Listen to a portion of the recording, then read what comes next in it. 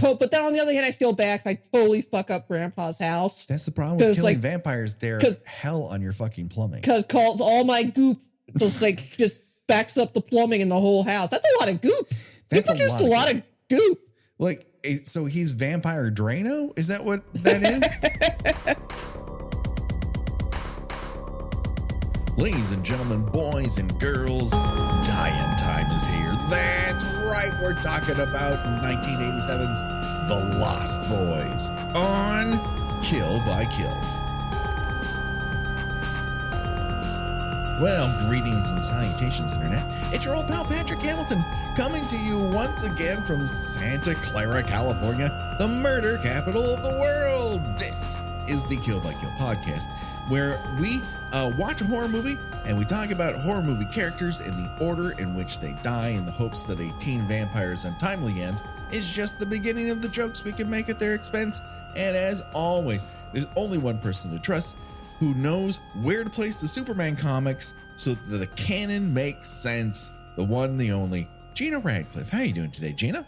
I gotta tell you, I remember Little Shop of Horrors. Yeah. Yes. Remember Bill Murray and how he's sitting in the chair and he's just kind of like bicycle pumping his legs because he's so excited about his dentist appointment. Right. That's me talking about this movie. So excited that it pains me. It breaks my heart to have to do this. But Patrick, I have to correct you. Oh. You said Santa Clara. Oh. It is Santa Carla. Santa Carla. I am a Lost Boys pedant. Thank you very much. Well, it doesn't matter anyways, because Santa Carla doesn't exist and Santa Cruz does. And I've been to Santa Cruz, so there. Be that as it may. I'm going to have to go back and edit in Santa Carla instead of Santa Clara or whatever. No, just leave the correction in. I think it's funnier. All right, Gina, when was the first time you watched The Lost Boys? All I have to tell you is that this movie was released 4 days after my 15th birthday. So to say that I was the target audience for this movie, like Joel Schumacher might as well have come to my house and driven me to the theater. What a fabulous car ride that was. It would have been great. I would have had stories. He wouldn't have tried anything. No. Other than try to get you to buy popcorn before you went in to watch the movie. And I totally would have. Were you already awakened? Or did it awaken something inside you? I was already awakened because I had already seen Fright Night by this point. Because Fright Night had been 2 years earlier. But Fright Night was, and we're going to get to that at some point. Sure. But Fright Night awakened me, if you want to put it that way, in a way that was a little, uncomfortable and intimidating. Mostly because Chris Sarandon was like my dad's age. Right, yes. And like, I'm like, no, this makes me uncomfortable. I mean, it makes me uncomfortable in a way that, is supposed to be kind of fun, but, also I was very puritanical at that age. Okay. So, that was hard to deal with. But these were cute boys. They were boys. They were teenagers. Yes. And it felt okay to kind of just want to hang out with them all night and hope that they swooped in and carried me away because they were just a bunch of cute boys. Just one cuter after the other. Yeah, that opening scene. I was sold on just the opening credits. Yeah. That fantastic tracking shot over the ocean. I mean, that's a chef's kiss shot right there. Mm-hmm. And then you've got the amusement park, which to me felt very evocative of the seaside amusement parks near Atlantic City, where I grew up. Of course. And then when you got that merry-go-round scene, you're basically like, who the fuck is this guy? Who the fuck is this guy? How many guys are there? And they're all dressed like Adam and they've got spurs on their boots, and it's like I have never seen anything like you in my life. I want to make sure we hit both parts of these things because I think they're both important. Okay. So we're going to table Sexy Boys for a second, and we're going to talk about something that's rather pervasive when people talk about the Lost Boys that I find semi-infuriating. And that is they constantly refer to the boys of the titular Lost Boys as punk. And ain't nothing punk about these fucking guys. They're new romantics. You nailed it in one. They're new romantics with a soup's on, a skosh, as you might say, Patrick, of goth. But they are not punk. They are not punk. There are many punks in the movie. The opening credits is full of doofusy surf punks and just complete seaside burnouts. Those people are punk as fuck. But the Lost Boys as a group is projecting something that is from a time gone by. They don't really flow when you put them in a group of people. They don't look like locals. They look like a gang out of the Warriors next to everyone else. Right, exactly. And I don't know exactly what it is. It's just one of those pervasive things like the teenagers in Friday the 13th movies. It's just been said so many times that people repeat it because they've heard it so many times. It must be a fact. But if we're going to be pedantic about these things, that must be said. So we'll put that one to bed. But we have to get back to Sexy Boys because I think that is the true revolution of this particular movie that evolves it past where Fright Night sort of reinvigorates the entire vampire mythos, because you're coming out of in the late 70s, early 80s, where I'm trying to think of the movie with George Hamilton. Love at First Bite. Love at First Bite. Love at First Bite is a spoof, and that generally kills something off. Like it's reached something to the point where just the mere mention of it, people go, oh, yeah, I don't find that scary anymore. George Hamilton was a vampire. And so Fright Night reinvigorates it a little bit and certainly brings in the Rear Window element. It's already mixing genres, but it's still a guy. That is a man as a vampire. Right. And the revolution here is, what if vampires were sexy hotties in Tiger Beat? Right. And this is I would say arguably the first horror movie targeted towards teenage girls. Right. And I'm sure in the sense that when Warner Brothers got this and it was just this kiddie, and this was literally supposed to be 8-year-old vampires. Right. It was basically supposed to be like the Goonies, but with vampires. And that's right.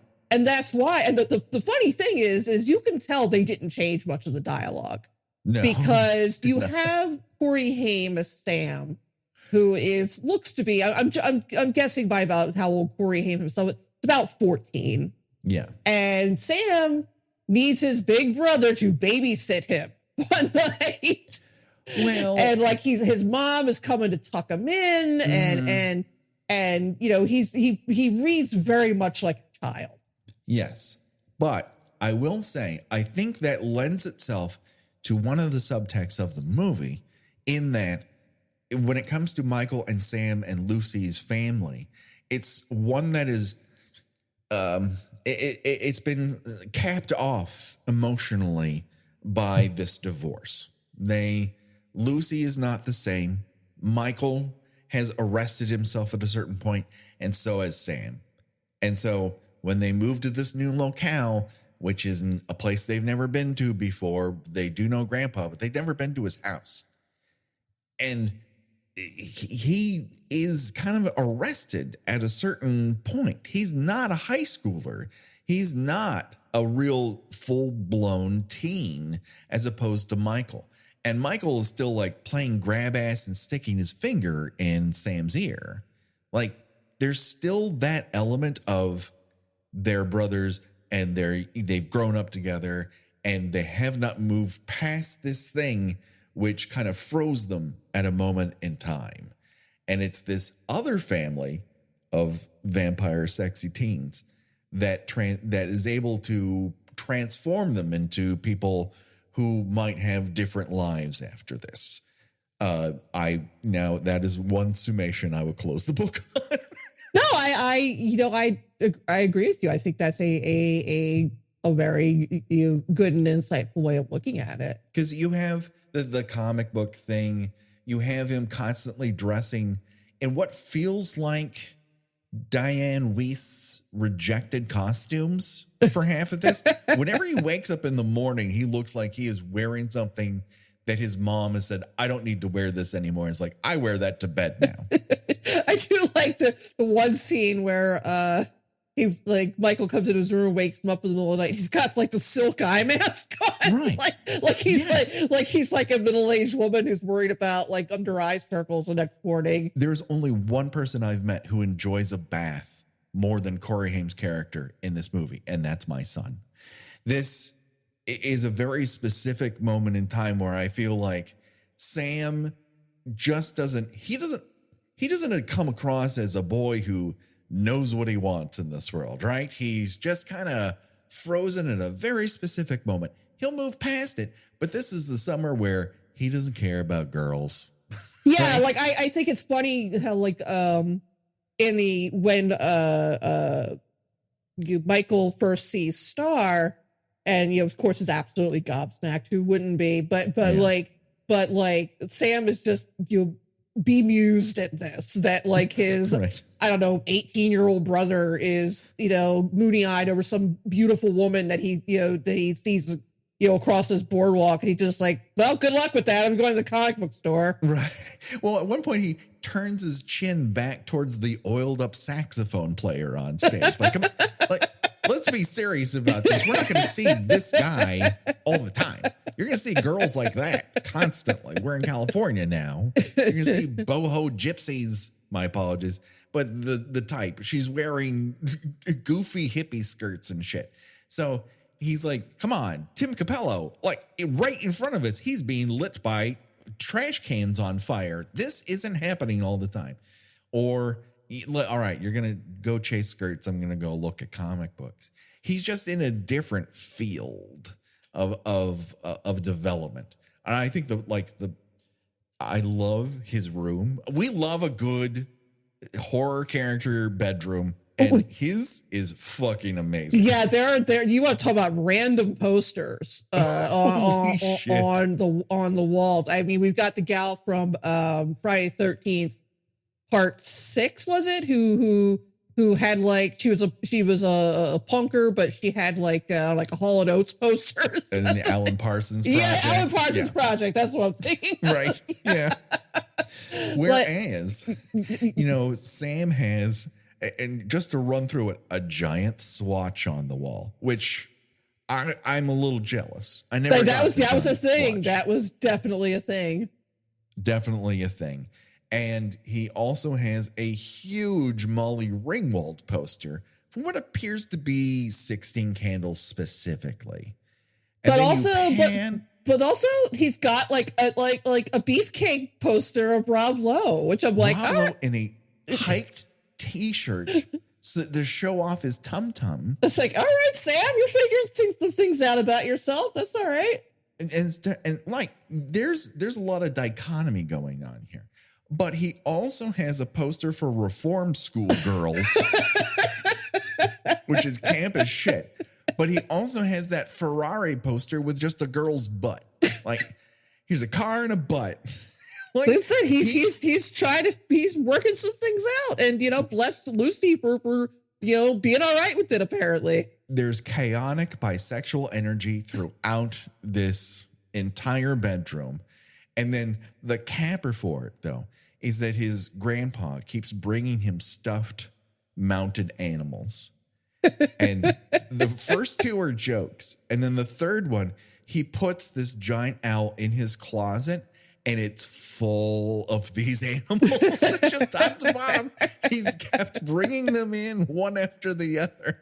And there's no clothes. It's all stuffed animals. It's kind of genius in that way. So quick question: did you ever read the book of the Lost Boys? Oh, I never did read the book of the Lost Boys. Oh, I listened to the soundtrack like it was going on. Oh yeah, no. See, I was a teenage girl obsessed. I bought the soundtrack.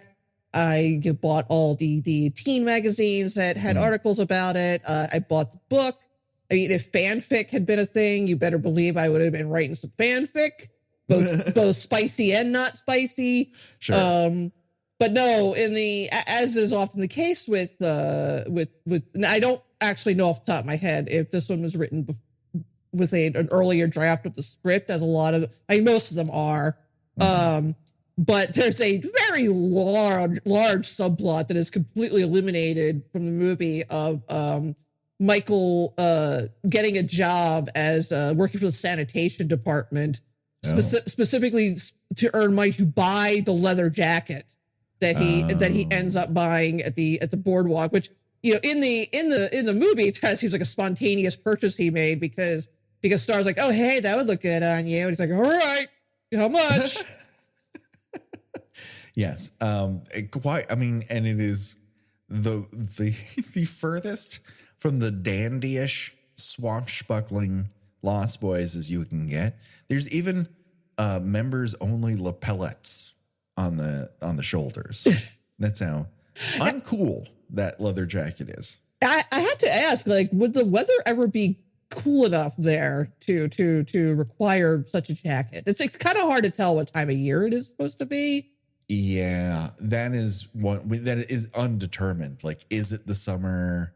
And our summers are weird because summers don't really start until July and they don't end until the 1st of October. So it is true that the Frog Brothers are apparently working full time at their parents' comic book shop. Well, their parents might be dead. We never see them alive. I'm sorry, they remind me of my own parents.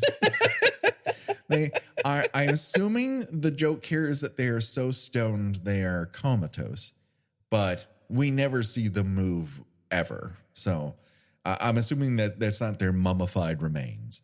As far as like whether or not it would be warm enough, you know, you are by the beach. The temperature does drop precipitously in two places, the beach and the desert. And at night, it can be very cool in both places. True. Is it full-length woven duster weather? I don't know. Again, Corey Haim's costuming should put somebody in the Hague.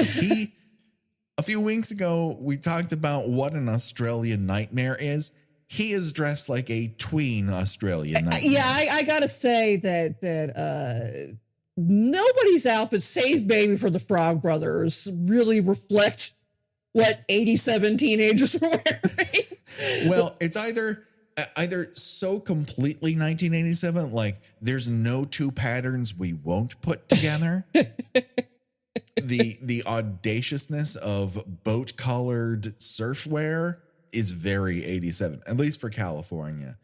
But yes, there's other things that just seem like out of a time warp. Like, my God, what is going on here? And yet, Tim Capello seems perfectly fine, shirtless, oiled within an inch of his life. Yeah, but he's got those fire barrels. He's surrounded by fire barrels, though. It's true. He's drawing a lot of warmth from oil barrels, and from the love of the crowd. True. That crowd is really into what he's got like this Tina Turner backup saxophone player has got a large audience of headbangers. Yes. I would not put this Tim Capello particularly or this song in the surf punk anthem of all time. And yet they are into it. And maybe it's just a lack of other concerts. Maybe Fishbone really rules this town. Fishbone, local Southern Cal, band that, toured forever. They had a brass section. Sure, they're more second wave ska punk, but still, it's a bit of a reach. This is perhaps my second favorite Tim Capello performance. My first being the music video for the Mad Max Beyond Thunderdome theme from Tina Turner, where he's playing sax in that, and he seems completely in the Mad Max universe. Like, did you did he survive the nuclear apocalypse? He doesn't seem out of place, Gina. He like ducked down behind those fire barrels, and he survived the brunt of the blast. That's the best place to do it. The heat of a nuclear blast can't get to you. You already have fire. Exactly. It's the perfect scenario. Exactly. So I'll warn everyone, we're not going to go through the plot. Who doesn't know the plot of the? Yeah, it's just. I would hazard a guess, and don't anybody bother trying to argue with me because I will not listen to you. that this is I think this counts as an iconic movie. Oh, I absolutely think it's an iconic movie. I think its legend looms larger than the film itself is my guess, because it literally, you don't have an entire genre of 90s and 2000s,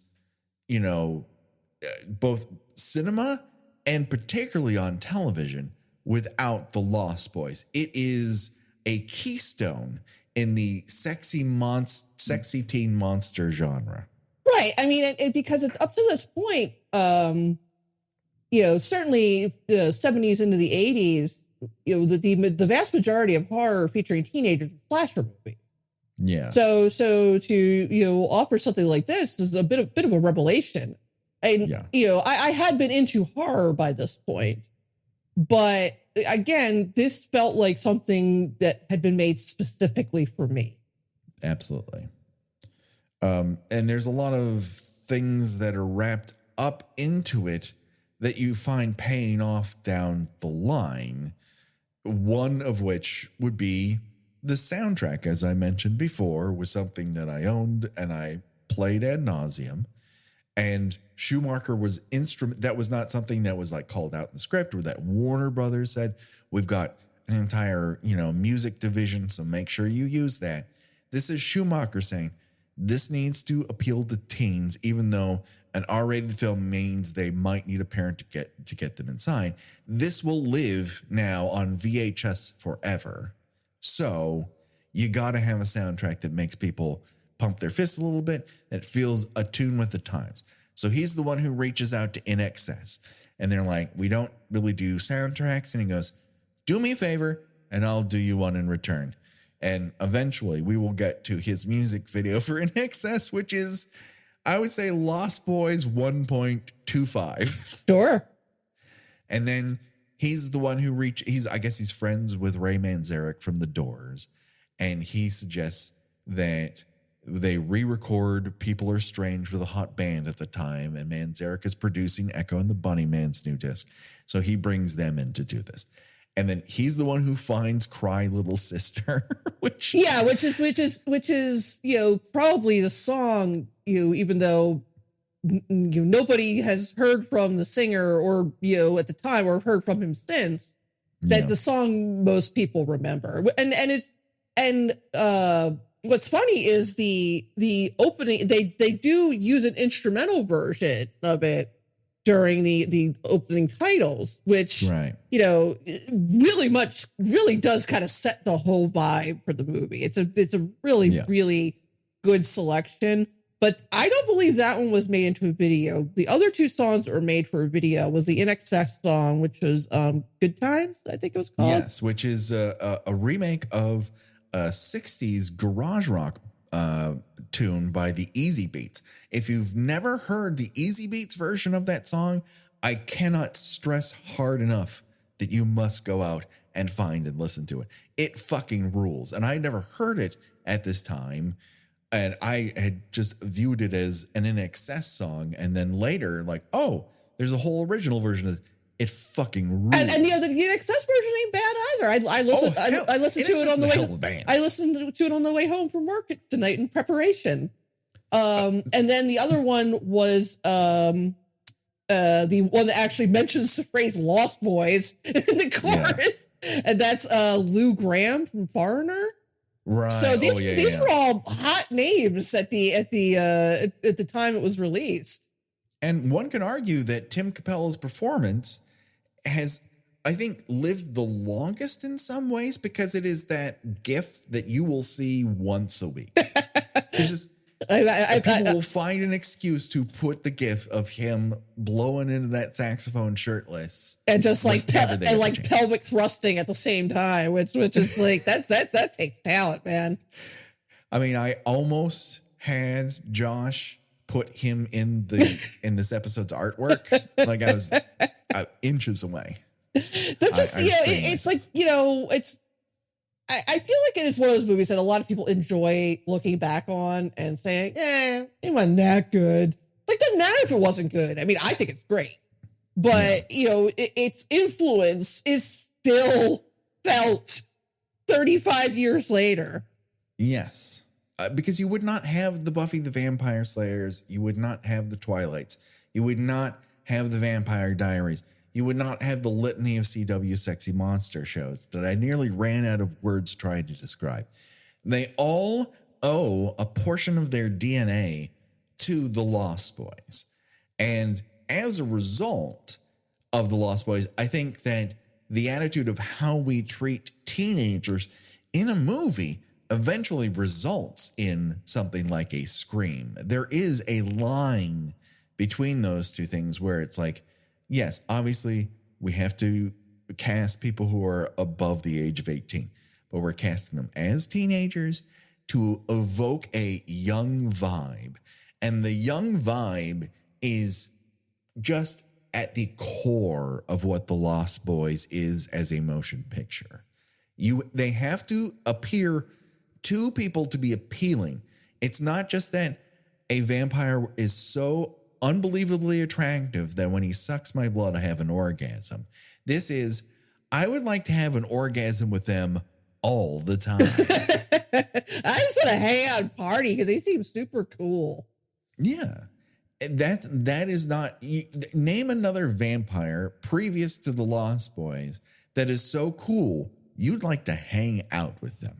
Well, that was that great tagline on the poster, which was sleep all day, party all night. It's fun to be a vampire. And you know what? That sounds fucking great.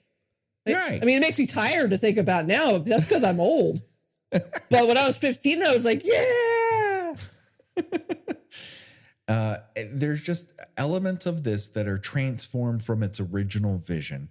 What I'm told was there was a little pocket of time where, like Volcanoes and like Meteor movies or whatever, or Die Hard Zana, there was a period of time where everyone had a Peter Pan take. And so this was originally sold as, what if the Lost Boys were vampires and basically a scout troop fights them? And it just existed for a really long time. And after The Goonies hits as hard as it does, Warner Brothers, who owns this, tries to sell him on it. And he reads it and he's not particularly impressed by it. But there's something that goes off in his wife, Lauren Schuler Donner's head, that there's stuff here that you could do something with. There's something in the air. You know, it's not Cops. They're MTV Cops. All of a sudden you have Miami Vice. Well, what if you have MTV Vampires? So they push for someone they had worked with before to come on board as the director. And that, of course, is Joel Schumacher. He's the one who says, we need a new script. Let's bring on someone that you like here. And let's try to make something out of this that's both scary and sexy and funny. And Warner Brothers goes, that's a great idea. That will be the last time they say that until this movie is nearly released. They do not believe in it. They think it kind of sucks. And they think everyone involved is crazy. But because the Donners have this crazy run going with Warner Brothers, because he turns down this as an opportunity to direct and says, we'll produce, and goes on to do Lethal Weapon, which Warner Brothers loves. So he is their brightest star at the moment. So they're like, okay, fine. And so Donner, starts making music decisions, starts casting people.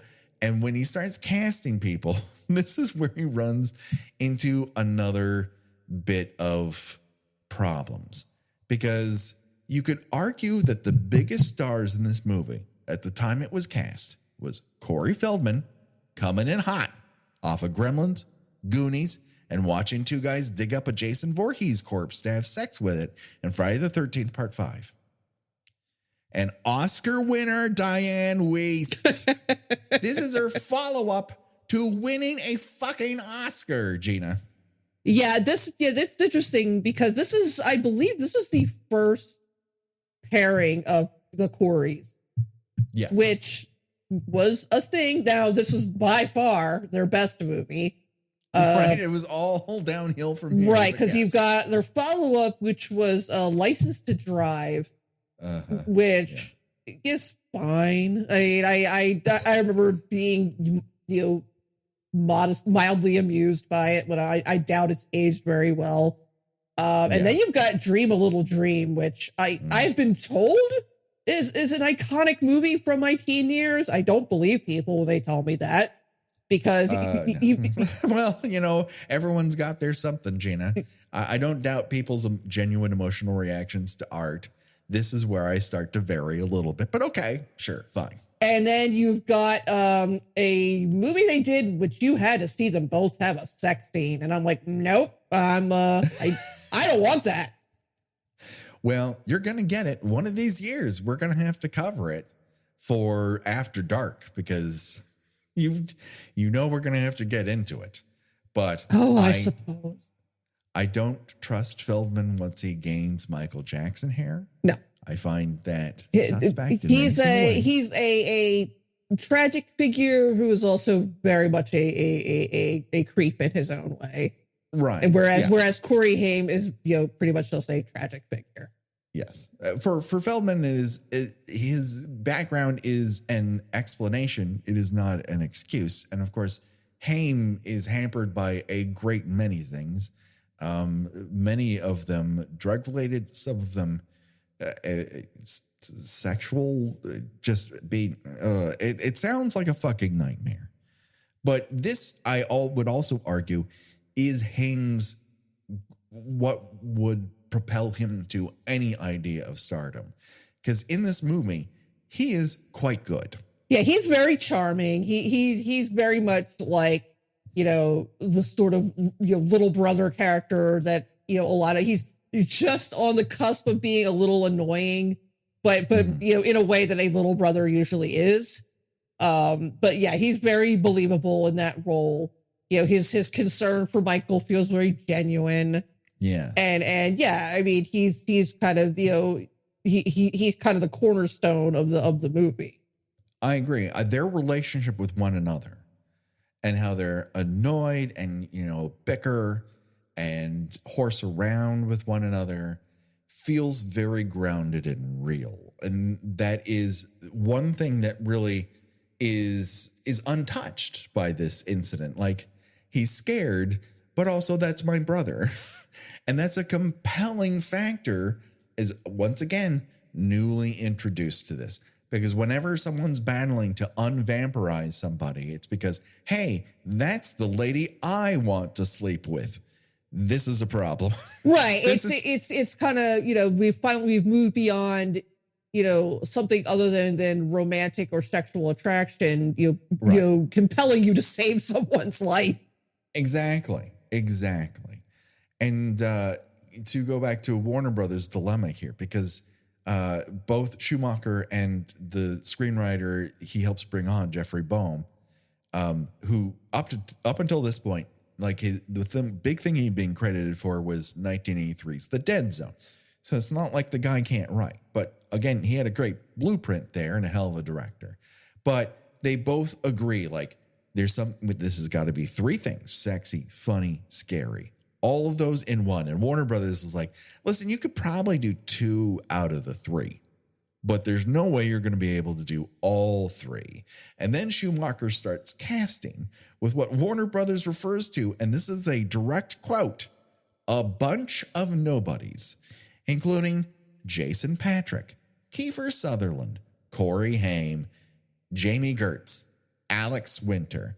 Like, they have all had real careers after this, but didn't have much of anything before it. No, this was I think this might have been the first time I had seen Kiefer Sutherland in something. And before that, he'd had mostly pretty small supporting roles. He'd been cut out of one movie, basically. He shows up at the end of it, which is Against All Odds. Where the most, famous thing about the end of that movie is a Madonna song. Not you're thinking of Not Against All Odds. At Close Range. At Close Range. Well, it starts with an A, same difference. Yeah, it is. You're right. You don't come here for real information, Gina. He shows up like this courtroom scene, and you're like, wait a minute, who the hell is this guy? Who's this motherfucker with a very punchable face? And then the movie he does just prior to this, but has not come out when he's being cast, is Stand By Me, which he is intensely great at being a Stephen King bully in. Oh yeah, I can't pick. I realize that character Ace Merrill has shown up in other stories and played by other actors, but I feel like he really evoked who that character is, and I honestly would love to see him play him now. Oh my god! Because it's Needful Things that Ace Merrill shows up in as a pretty significant character. And he's like, the thing he wants was like on his car during the body. Right. Like I think he's like in his 40s or 50s, so he could still probably do it. He could pull it off. I believe in Kiefer. And again, also the character is supposed to have been kind of a little one to seed at that point, so it would make sense if he's like 45 and looks 10 years older. Yeah, and it's basically Warner Brothers comes to Schumacher and says, "Listen, if you don't start casting bigger names, we're going to cut your budget in half." I'm trying to think back to who the big teen stars were then. And I have no idea. I'm honestly not think of who else would have been good in those parts. I really can't. I'm just thinking like Brat Pack people. Maybe you could have gotten James Spader as in the Kiefer Sutherland role, but he's too old.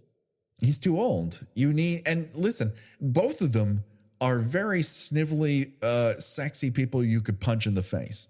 They have a smarm about them. Right. They radiate smarmy menace. Yes. But I feel like all those Brat Packers would say no to any of these roles. They're beneath. They feel beneath them at this point because they're like, "Where's my star vehicle? Where's my young blood? Where's my high school epic? I'm not fucking around with the vampires." And so, and that's the big thing about Jason Patric is like they keep offering him the role and he keeps turning it down. It's like, I'm not going to show up in vampire makeup. It's just going to kill the vibe. I'm going to look stupid and I don't want to look stupid. And I'm like, that's the thing about vampires. There's no vampire makeup. There's no vampire makeup. And they get towards the end of the filming and they're like, fuck, we got to show the vampires. This is their point. And that's where they come up with bumpy forehead. Yeah. It's I was going to say that it's not bad. They got the contacts, they got the teeth. And then when I get certain full vamp, then their faces get kind of like their foreheads get a little misshapen. Yes, and vamp out is something that does not exist as a colloquialism before this movie. So again, these are little elements that start to show up in all these other pieces of media that start here. It's ground zero. So they have a budget of $14 million, and Warner Brothers goes, guess what? You got 8.5, which means you don't show the vampires at the end, and all the you never see them fly. It's all implied, but which I think is great. Yes. I love that scene in the parking lot when they're going after the guy that got into the fight with them, and and the people they lifted out of the car too. And so it's right. You don't actually see them swooping down. You just you see someone getting pulled away, and then you hear kind of laughing and screaming, and it's I think that's way more effective than just having them coming down on cables or something. like what Spielberg has to do with Jaws, because the shark isn't working. The lack of budget means they have to come up with a way to evoke what's happening without showing you what's happening. And it kind of works a little bit better. And now you've seen it to the point where you can't really get away with that so much anymore. You have to find a new way to hide that particular weenie. But with every raft of footage coming back from Schumacher, Warner Brothers is like, oh my God, this isn't sexy, this isn't funny, and it isn't scary. We're gonna get creamed. This is a shit sandwich. And then they have one test screening in Long Beach, California. And according to reports, it was treated like a rock concert. That's how much that audience loved this. Yeah, that's the thing. Of course. Yeah, I mean, you can't have a bunch of middle-aged men watching this and being like, this isn't sexy. You know? Who are these children? It's like, no, I guess it wouldn't be sexy for you, would it? Right. Yes. But they are so disconnected from the general culture that this is appealing to that they just can't conceive of how it works. And after that, Schumacher is kind of like, they give him a summer slot. All of a sudden, they're like, we need music videos that go with this. All right, this is something we can work with. This movie eventually makes 4 times its original budget back, which wasn't a ton of money. But again, the investment was so small. And when you see 4 times that investment, that's what you're looking for out of a movie. Yeah, and it had a huge life on VHS and cable. Right. It paid for itself like 1 billion times over at this point. Again, why do we need physical media? It does nothing for the studio other than give you an endless supply of money, dum-dum. Fucking idiots. So I want to get into what some of the naughtier KNOTT elements of this, and talk about the subtext of the time, because we're talking 1987 when it's coming out, 86 is when it's being filmed, and it should not be lost on anyone that Schumacher is a gay man in Reagan's America. Post-AIDS, well, we're in the midst of an AIDS crisis. And if they were going to pick somebody to deliver a family-friendly vampire comedy, this was not the person to choose, although he was a versatile enough filmmaker that, weirdly enough, he kind of becomes the guy who can kind of do a little bit of everything. Yeah, he's had, we actually, the Spool, the website that I write for, we actually did a whole month on Schumacher movies right after he passed away. And it's astonishing how versatile he was. He did straight comedy, like DC Cab. Do you remember Cure DC Cab, Patrick? I don't want to. I also don't want to remember The Incredible Shrinking Woman. He did that. A terrible movie. He did an adaptation of Phantom of the Opera. He did an occult horror film with Henry Cavill and Michael Fassbender.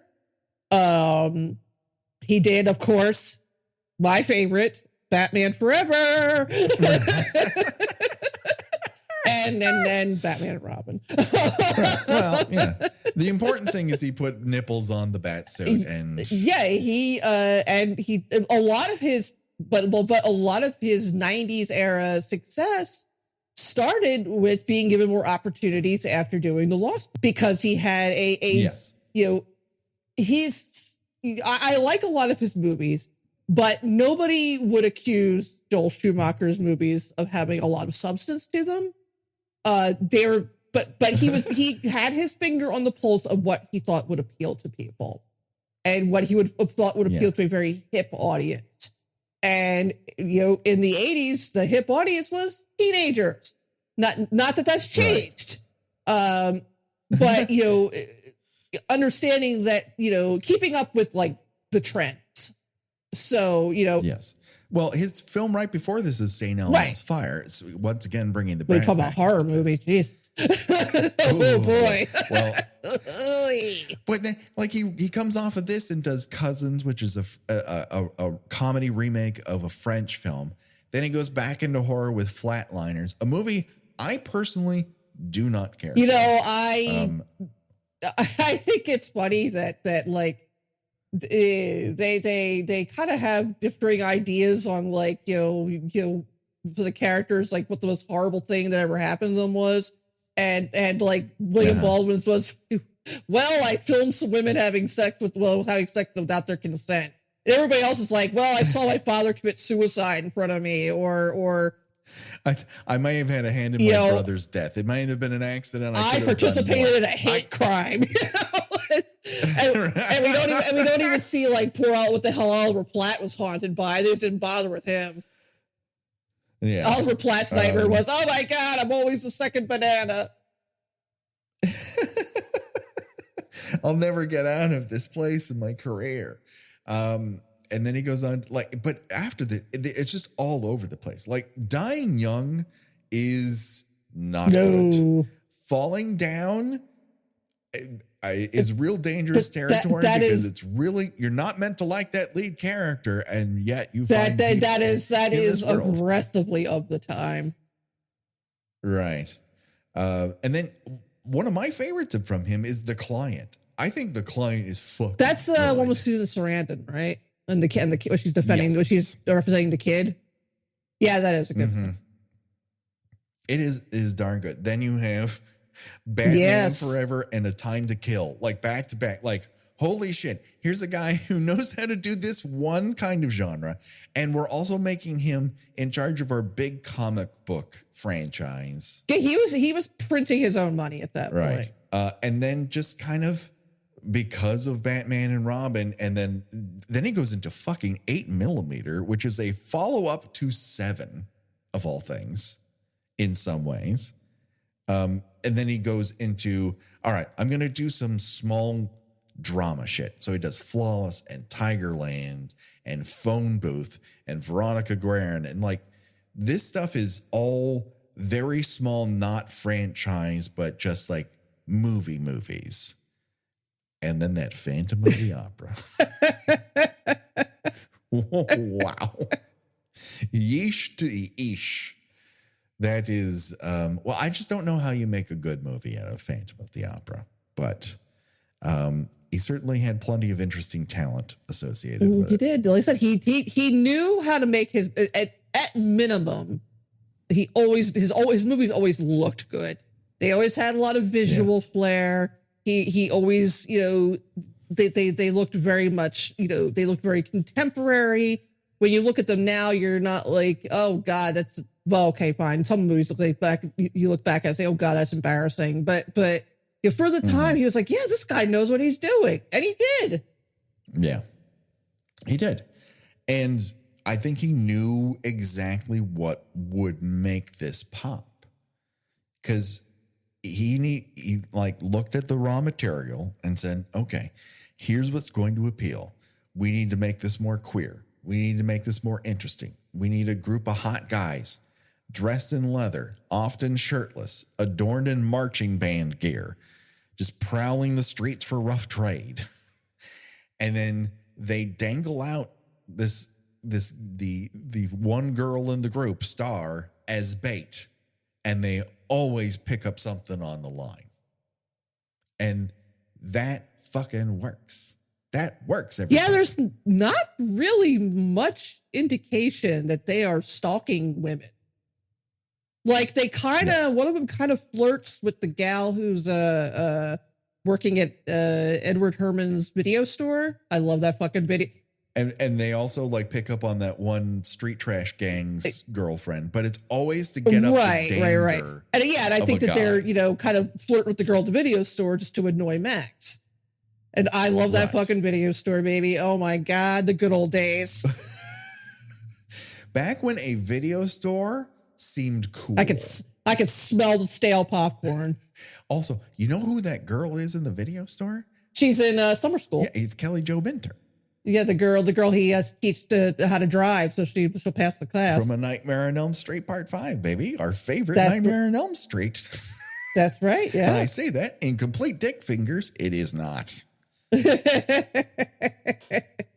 But like all of this is to set up one side of a family. That is one type of family where you have a guy who has a bunch of vampire boys that he cannot fucking control. He can't even let them into his hip new video store. Tells them to get the fuck out. Yeah, no, like as soon as they walk in, he's like, fuck. like, I mean, obviously this is before we know who he is. Right. You know, we just think he's just kind of this sort of schlubby, you know, guy who, you know, might be someone for Lucy to go on a date with. Yes. But like, you know, because he you know, very, very much passes off as, oh, here are these asshole kids who are probably going to like steal something from me. Or exactly. It's well within his rights. Like, those people are trouble and I don't want them in my very respectable neon drenched video store. Then you have the other family involved in this, which you only learn their last name because it appears to have been lost in the divorce. We've got another one of these. Even on IMDb, their last name is not listed. But finally, David at one point says, you know, Michael Emerson. I'm like, oh, that's his last name. Someone actually said his last name, everybody. So the Emersons, you have an aging hippie mom whose recent divorce has completely, you know, dislodged her children and landed her back in the home of her pot-smoking father in the murder capital of the world. Let me ask you, was there anybody that like just gave off the air of, I need to protect you? You seem so nice and sweet as Diane Wiest. Truly. She seems like so very, very nice. And they give her a save the cat moment here outside the video store where there's this lost kid crying for his mom. And she's like, how can I help you? And finally the mom shows up and is like, oh, thank you. Thank you. So you can tell that in her heart of hearts, this is the sweetest woman in the world. And whoever this asshole is in Arizona who decided that he could do better, we know he's an idiot because Diane Wiest. And then you get to the part of this that Santa Cruz, which is really where this takes place, was colloquially known for a little bit of time as the murder capital of the world because it gave birth to not one, not two, not three, but 4 serial killers, everyone. Like at the same time? Over a course of years, yes. Until Seattle dislodged it in the nation's idea of where serial killers come from. It was. Yeah, Seattle had a good run. Yeah, they did. Way to go, Seattle. Everyone give it up. Well, it's funny. Like people are like, oh, how come? I think we discussed this before. And the theory is that it's because you have such a robust highway system. Sure, yeah. That it's, you know, it's easy to get away from, you know, the scene of a crime or to, you know, transport a body. Whereas, you know, in New York, like, what are you going to do? You're going to kill somebody. You're going to jump on the subway, which is why, like, people like David Berkowitz and the fellow that killed a number of sex workers actually did it outside the city. Mm-hmm. David Berkowitz was predominantly in Queens, and this fellow would take his victims back to Long Island because they had vehicles. You're not going to find too many serial killers, you know, regular one-time killers, sure. On the spur of the moment, it seems like a good idea at the time, killers. Right, but serial killers, you know, have not really been much of a thing, like in the boroughs and Manhattan. Right. It's interesting, but anywhere where there's you know a lot of automobile traffic is where it's likely going to happen. Yeah, and so you have this battle between these 2 unlikely but becoming more prevalent family types. And it is interesting that they are given equal time and that there is elements to the Lost Boys that are compelling and make you like consider them as a group you might hang out with. They are not just repellent monsters. They are monsters that draw you in. Yeah, Yeah, and there are also like a few heavy hits that they've been sort of forced into this lifestyle. I don't mean to make that sound like it's sex trafficking or anything like that, but like, you see the kid Laddie, you see his missing child poster. Right. So, let's assume that Max has turned, at some point, over maybe the past 100 years. I mean, I do think that the outfits are a deliberate sartorial choice, and not this is the clothes they were changed in. Right. I think they want something. They're trying to stand out. Yes. Which which is why that closing, that really that very memorable closing line really hits you. It's like, oh, everybody knows about these people. It's like they're not trying to hide. They are wearing very noticeably different clothing. They're just walking around on the rides and making eyes at people and start fights. Like, they're not trying to hide who they are. The town knows they exist. So, I think that this is a choice that they have made. But to get back to my point is that it's just kind of, I guess it is almost a little bit like trafficking where I make you and then you make another one and the two of you bring someone else in, and now, we have our own little clubhouse of cool kids. Yes. And now it's, hey, what do you think? Maybe it's time for us to bring in a new one. And they just choose Michael. And I also feel like Max is at a point where he can't control these kids. Be out of control. Yeah, and I would assume that Max has a similar attitude as the head vampire in 30 Days of Night, where it's like you can't keep making more of us. We're going to run out of food. Right. Yeah. So I had my and again, this is completely my own story. My own assumption is that these were initially, these other, members of this little group were initially agreed upon because, whoever was the first one needed a friend, right. Needed someone to hang around with. And then it kind of grew from there. Yeah. And if we're talking about little headcanons here, let's talk about the little almost serendipitous like dairy thing that's going on in this town.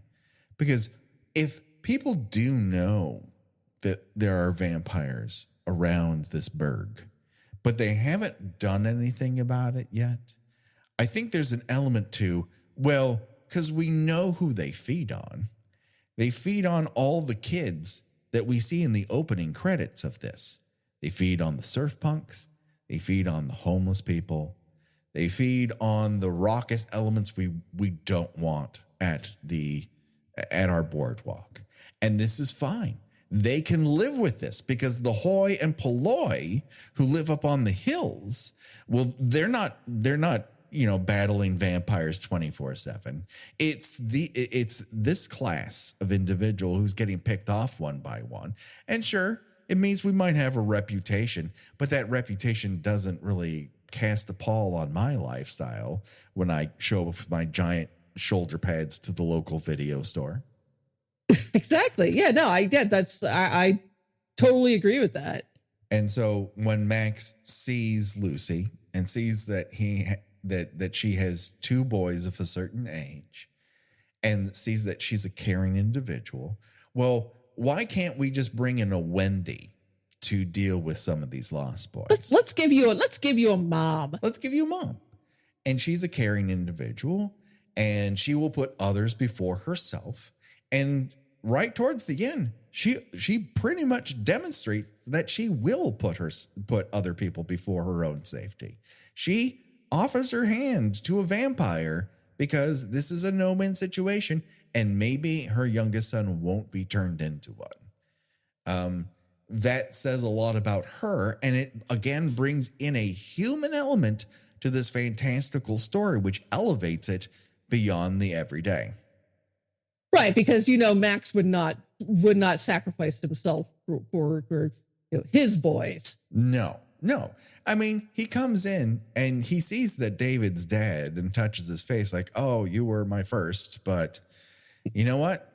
This is the way you fucking chose to go about it. Well, guess I'd start all over again. Yeah, I'll just start with these people. Maybe I'll have a better luck. You know, maybe this was for the best. I don't need a bunch of guys who think that Jim Ride the Snake Morrison is someone that they need to model their lives after. I'm sorry. I thought that cave hangout was the coolest fucking shit when I was 15. It is. It's a tetanus shot waiting to happen. But I mean, if you had invited me over to hang out and eat Chinese food, hell fucking yeah, what time should I get there? I mean, they've got that big Jim Morrison poster. They also have a Hidden Munster Go Home poster in there. It's great. It's not to like? Fantastic. So if we haven't mentioned them before, David, Paul, Dwayne, and Marco are the new monkeys. I'm sorry, that's a typo. They're the Lost Boys. And yeah, they just roam around Santa Carla, neon lit, filled with Mad Max rejects and gangs straight out of Death Wish 3, and pick off dumb motherfuckers one by one. And it seems to be going great for them. They're just having the time of their lives. When they kill off that security guard and he's trying to open that door, it does look like he's trying to hump the door. Well, a little bit, yeah. I know he's panicking, but it's a bit much. And so one thing you begin to notice in this is a lot of missing posters around Santa Carla, including one that looks mysteriously like my wife in junior high school. It's one of those things where was Nicolas Cage in the Civil War type of shit. It's just crazy. Does she have a reflection? She does. She does. And I think if she was about to feed on me, she would have done it by now. We've been sleeping in the same bed for a while. She's had ample opportunity. Yes. Whereas the costumers in this movie had ample opportunity not to dress Corey Haim like they're distaff elements of Louis Anderson's wardrobe. He shows up in this movie with the largest fucking shirt I've ever seen on what was probably a 108-pound boy. Yeah, he does look like he's about to do a tight 5 at the evening at the Improv. Yeah, he's got a Chuckle Hut vibe. He's zhuzhing. Some of it, honestly, some of his sweaters look like they fitted Diane Wiest, and then what do we do with the rest of this stuff she said no to? And Corey Haim's like, I'll wear it. There's just no way. It just feels like that. It is crazy. The outfits that they are putting him in. Later that night, they go and they see Tim Capello oiled up, touching a microphone like it's not going to send a current right through his body. And that's where we meet Jamie, the second best head of hair in all of 80s horror, Gertz, as Star. She and I feel like she's a lure. She's just this worm that the boys put on a hook to see what they can catch. If someone takes an interest in her and she's like, maybe you can get me out of this terrible situation. And they're like, yes. Also, we'll kill that person, go back to the cave and sleep for a little while. Yeah. And even she's also been sort of thrust into a maternal role with this little boy, Laddie, which I don't know. I have to question the practicalities of and I asked the same question of Near Dark, which we do have to bring up because that came out the same year as this. And unfortunately, and took a completely different approach to it. And unfortunately got a little trampled at the box office. Well, once people get a particular flavor of what they like, and you have a little bit of a phenomenon like that, and then Near Dark comes along, and a movie we absolutely should cover at some point during the season, and delivers a very different vision of that same dynamic. I just think a certain amount of audiences are like, no. I found the ice cream flavor I want. I don't need this. And they just turn their noses up to it. which is unfortunate because as much as I love The Lost Boys, I do feel that Near Dark is the superior movie. Oh yeah, I would 100% agree with you. I was going to say the same thing. I do. Well, while I do think that The Lost Boys is the more influential movie, Near Dark is the more well-made movie. Yes. And what I was going to say is that I question the practicalities of creating a child vampire. And for one reason, because you eventually run into the issue of what the child vampire in Near Dark and also in Interview with the Vampire run into is being an adult with needs in a child's body. Yeah. And I'm just like, why do you guys need like a little brother? But I think the motivation here, and then this is out of canon, this is completely made up in my head, but I have to assume because he's a more recent victim, because his picture is on a milk carton, that he was turned, or half turned at the very least, to keep Star in line. She might walk into the sun, if not because she wants to prevent Laddie from eventually turning fully.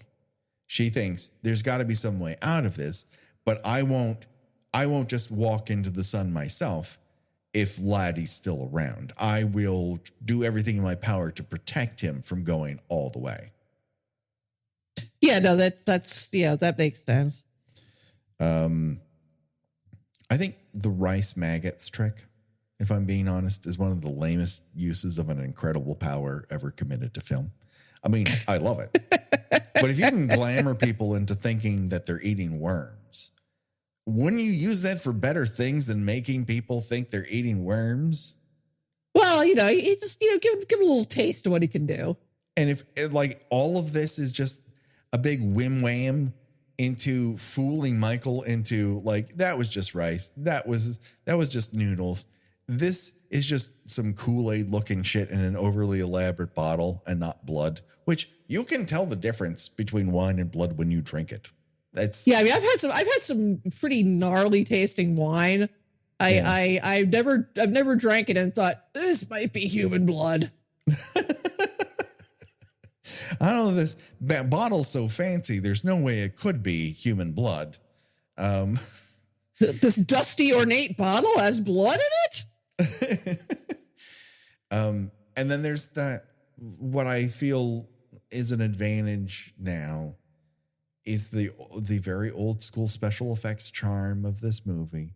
When it goes to a cliffside with a lighthouse, that's the most modeliest model shit in the entire world. And you're kind of like, I don't care. There's no such thing as real vampires. I don't need this to be real. That can be models.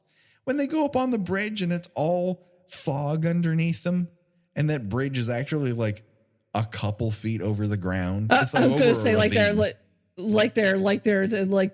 their feet are like about 6 inches off the ground. Yeah. Yeah. There's a reason why they like fall with their back through the fog. It's because the ground is very close to where that fog is. And then they kind of do it. Then they like replicate it in a studio and whatnot. But all that stuff is just very old school models. That foreground shot that shows you like it's high off a cliff. It's a painting. You gotta love it. You gotta love it. I do love it. And we've touched upon the homoeroticism in the movie, and and people love to be say stuff like, sometimes it's a cigar, and why do you always have to read so much into it? And like Kiefer Sutherland himself had no issue agreeing that, this feels, there's definitely a sexual chemistry happening between his character David and Michael. Yeah, there's a reason why Michael keeps yelling, "Just you and me." Right. Yeah. Now, I don't know if he understood then as however the hell old he was, 25 or so. Sure. But as a person with experience, now you can look back and it's like, oh yeah, I could see why people would have thought that. Yeah. And when the people in a movie, in the actual movie, can say, yes, I can, while maybe not necessarily intentional, I can see why people would have that read. You don't get to say, oh, that's just your interpretation of it. Right. Whereas that sort of out of place Michael and Star sex scene feels very studio mandated. It feels very like, yeah, we need to make it crystal clear that this kid is only interested in this girl. This needs a hot beef injection of heterosexuality into it. But even then, in keeping with this is a movie for teenage girls. Yeah. She doesn't take her clothes off at all, which I think is hilarious. like all he does for all we can do is take his shirt off. Yeah. So we get some beefcake. She drops a spaghetti strap, and then it's a lot of slow motion, sexy dojo shit. It's very soft lit. It's very, it's almost a little, you got that kind of like sheer covering. You expect to see a dove flying out somewhere. But like it's a little too romance novel cover for like, two teenagers having sex. Yeah. But like, but yeah, that is, that serves two purposes. It's acknowledging who the target audience is, teenage girls who don't want to see a graphic sex scene. Exactly. And also to you make it, very apparent that, what you think you're seeing, you're not actually seeing that. Right. And then later, oh no, you actually were seeing that. But I think the flip side to Star is that she is by very definition this sexy, dangerous baby born yesterday. Like, it takes her 2/3 of this movie to say, oh, we're half vampires. He comes there is like, what the hell happened? And she's like, I can't explain it to you. Why can't you? The only way you can explain it to me is with your vagina? That is a weird way to explain shit. It is a grand disservice to her character. But again, this movie is not heavy on the female empowerment. Let's put it that way. No, it's like it is her and Lucy are the only female characters. Yes. And one brief shot of Kelly Jo Minter. I think she has like she says like a word, not even like an entire line. She may even just laugh when one of them is like hitting on her. Yeah, which is funny because she does get an opening credit, right? Which suggests she had more to do at some point. My guess is that she had lines or was talked to a little bit more, probably not a predominant role, but just to explain, like, she must be running that store during the daytime because Max certainly isn't. Yeah, I mean, I would assume there's probably some scene where, Sam goes in there to find out more about Max because as children of divorce often do, I speak from experience with this, he takes an immediate dislike to Max, not because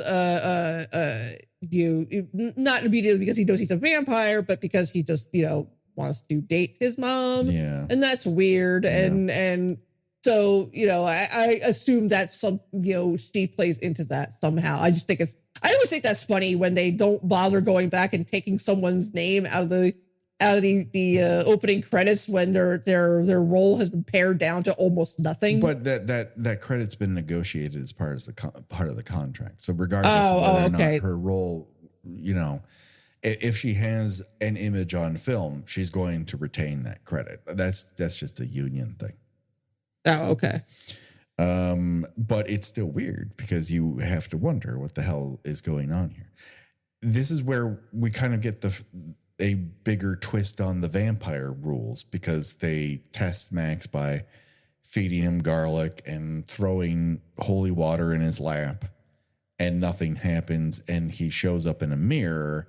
He later explains that if you would invite a vampire in that invalidates all of that shit, then why wouldn't it invalidate, having a spike go through your fucking chest, Yeah, that seems to be playing a little fast and loose with things. Yeah. Again, you found an out I just don't know that it's a super consistent out with the rest of the movie. Again, we don't come to The Lost Boys for like it is a true vibe. Yes, absolutely. That's in my notes. This movie is a vibe. Is it scary? Not particularly. We showed it to Oliver, and he did jump twice. So it is. I would say, I'm glad you mentioned that, 'cause I think it's even with today's youth. Yeah.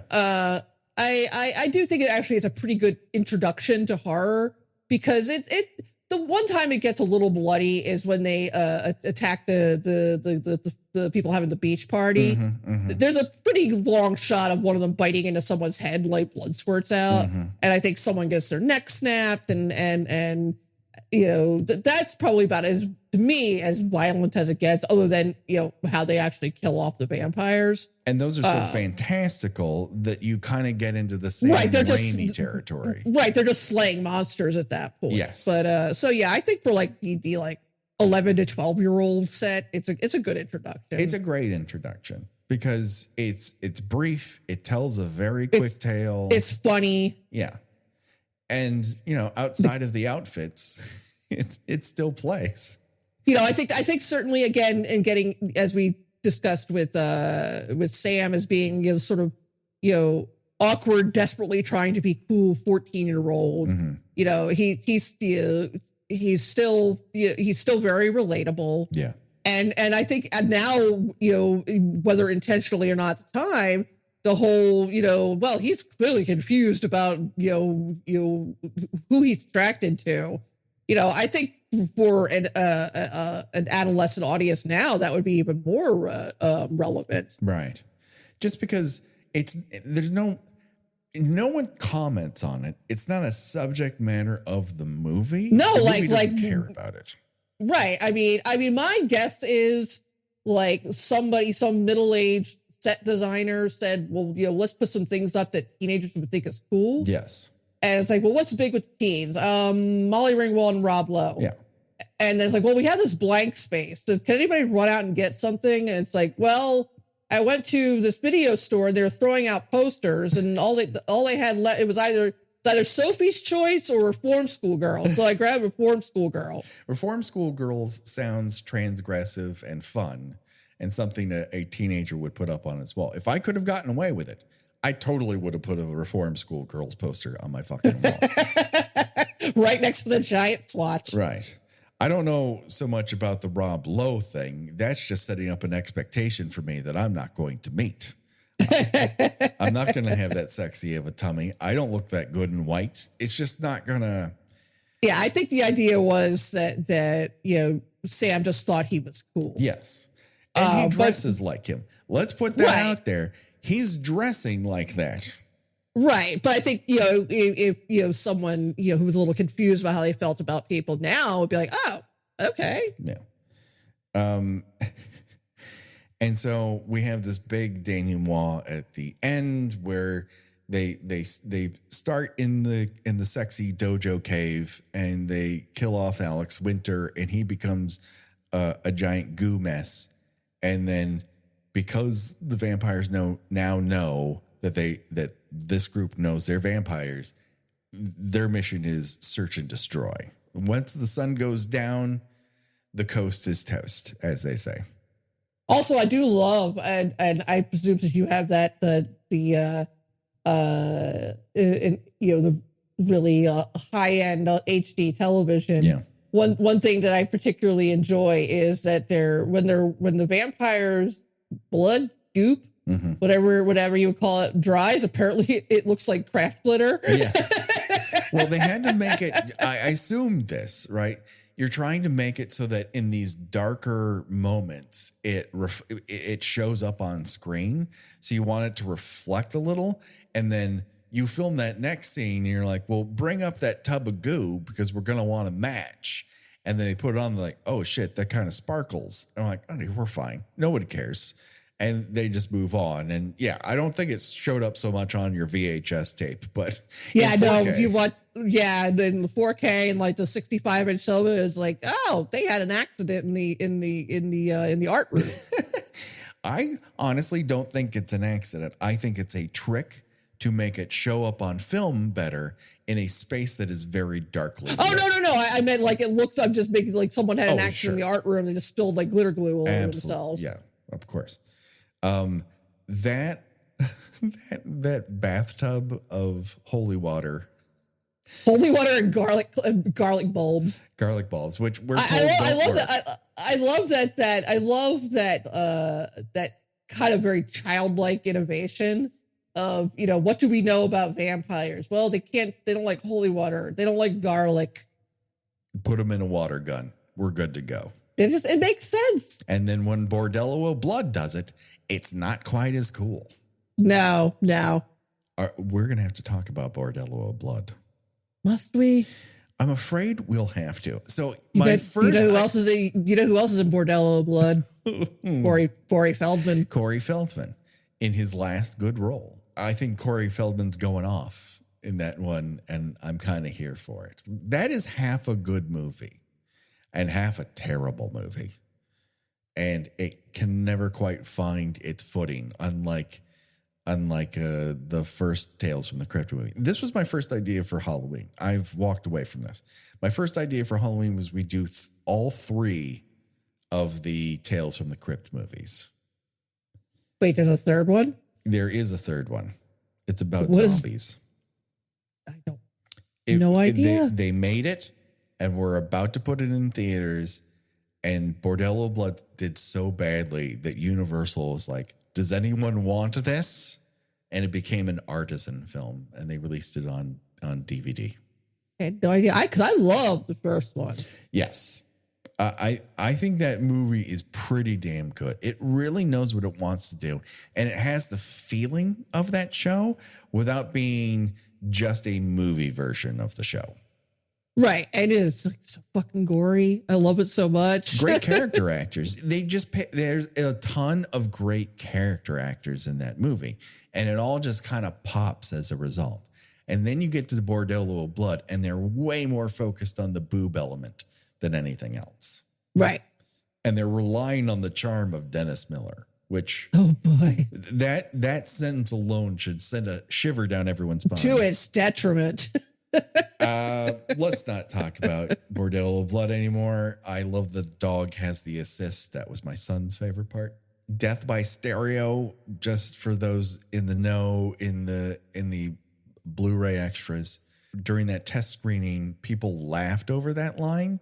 So it takes so long to get to Death by Stereo because it was elongated so that people's cheering and laughter slowed down for the joke. like the Happy Days thing where they walk in, the character walks into the scene and stops and waits for the studio audience to applaud. Right, waits for the woos to die down before he starts delivering dialogue. I just want to say for everybody that Death by Stereo is not a get bunked, because the arrow is what is doing the killing. It's the arrow pushes him into the stereo. Into the stereo. He does not go through the stereo into him. So therefore it is not a get bunked. Kiefer dies by antler, and then Max gets a giant fence pole through the chest. With La Cucaracha playing. A La Cucaracha that really has trouble completing, really has trouble getting there in the second half. And then it's revealed by Grandpa that he's always known that there are vampires around, which is also information you should say out loud to people. And I don't think he's the only one that knows. Yeah. I stand by my belief. I think this is a good point. Anything else that we may have missed or need to talk about when it comes to the Lost Boys? I do like that Grandpa grows weed. Mm-hmm. And I also like that he has a bumper sticker on his refrigerator that says "Old Fart," where he stashes his root beer and Oreos. His secret stash of root beer they're not allowed to touch. I mean, I get it. I love root beer. So I've said this before. I wish I was the kind of person who got hungry after they smoke weed, but I do not. I don't ever get the munchies. It's not something that happens to me. I don't. I think about food. Sure. Is that weird? I don't particularly want to eat food, but I'll think about it. Yeah, sure. Food's fun to think about.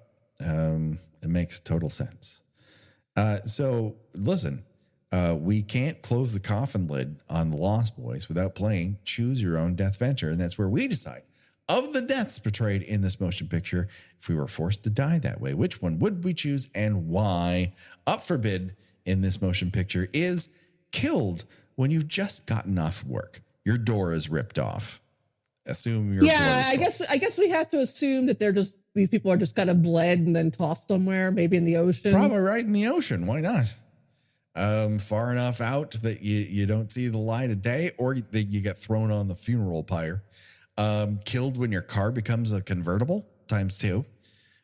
Get your neck snapped, your throat torn out, the back of your skull bitten off.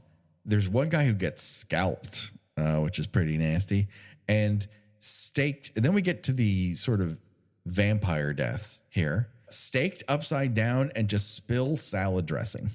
With your little, hanging upside down by your little bat feet. Your little Alex Winter curly mullet.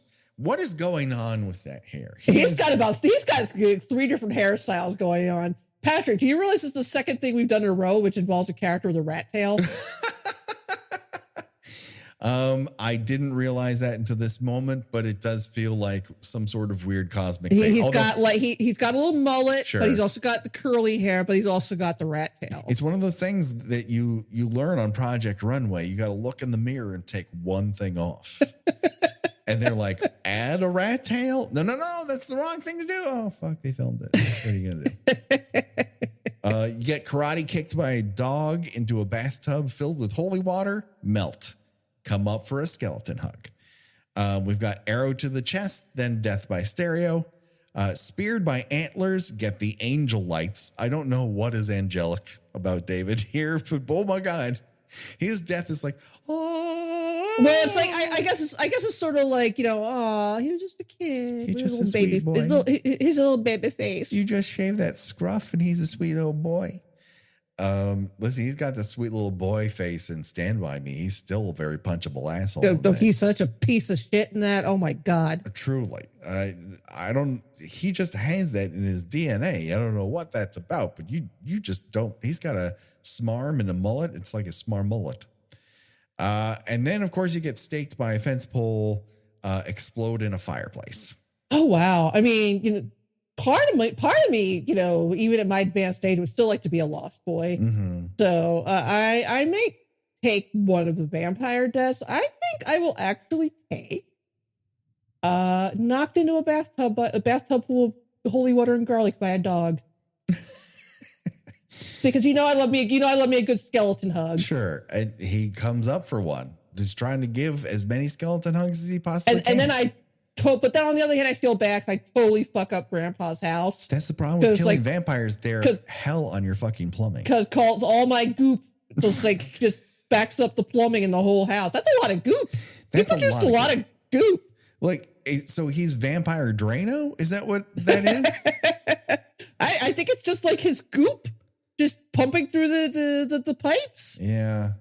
But he destroys a toilet. That's a lot. Like a toilet explodes, the kitchen sink blows up. That is an excessive amount of goop. Both floors, like the kitchen is a mess as well. It's a whole thing. That's going out in a big way, and I like that. True. Whereas I like to be put out of my misery early, so that may make you think that you get your neck snapped, but I have to be a surf Nazi before that, and I'm not into that. So I'm gonna go with arrow to the chest, death by stereo. I knew you were gonna pick that one. I knew it. It just feels very me. It does feel very you. Just make a mistake and lots of sparks fly everywhere. That feels very me.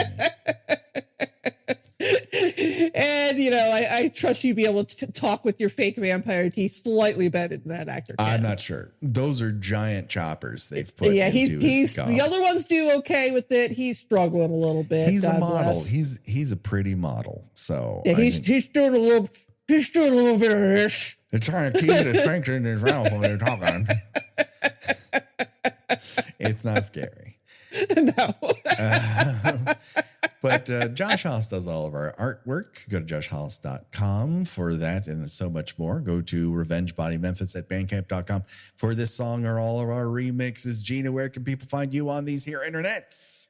I write about boobies and television at spool.net. I have a newsletter, GinaWatchesThings.substack.com. And I am on all social media except Twitter X under Gina Does Things. Do it today. People, check it out. We're on the socials with the exception of Twitter. Fuck that place. More importantly, go to our Patreon where we have tons of bonus episode content for you to listen to, including movie commentaries, which are super fun.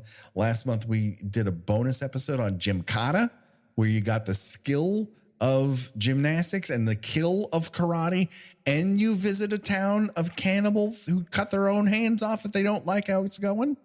I mean, don't miss this, people. That's another month. Honestly, it is something special. It truly is. And we answer your questions in chat by chat, movie commentaries, and more. You gotta do it, and you'll help us so much. Another thing you can do if you're new to the podcast or you've been listening to us for a long time, and that is rate and review us on iTunes or whatever your podcatcher of choice is. Rate an episode 5 stars on your Spotify's. Go to Good Pods, Herd FM, all these social media integrated things where ratings apply. We'd love to have your 5 stars or more. Give us 15. The stars don't cost you money. Go for it. Recommend us to friends on social media as well. That's always helpful to help the show grow and be seen and heard by more and more people. You can find us on YouTube now. That's the thing. Anyways, don't worry, folks. The body count will continue. For myself and for Gina. Bye-bye, everybody. Bye.